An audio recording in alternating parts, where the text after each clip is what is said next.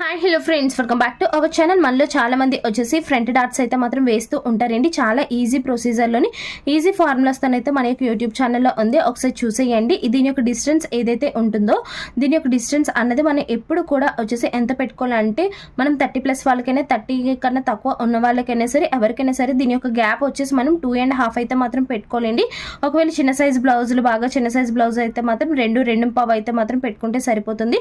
ఖచ్చితంగా ఏదైతే ఈ యొక్క స్టార్టింగ్ పాయింట్ ఉందో ఈ యొక్క స్టార్టింగ్ పాయింట్ నుంచి ఖచ్చితంగా 2.5 తీసుకోవాలి. 2.5 తీసుకున్న తర్వాత 30+ సైజ్ బ్లౌజ్ అయితే మాత్రం ఇక్కడ నుంచి ఇక్కడికి వచ్చేసి 1.5 అయితే మాత్రం డాట్ ఇంటేక్ తీసుకుంటాం. 30 కన్నా తక్కువ అయితే 1.5 తీసుకుంటామండి.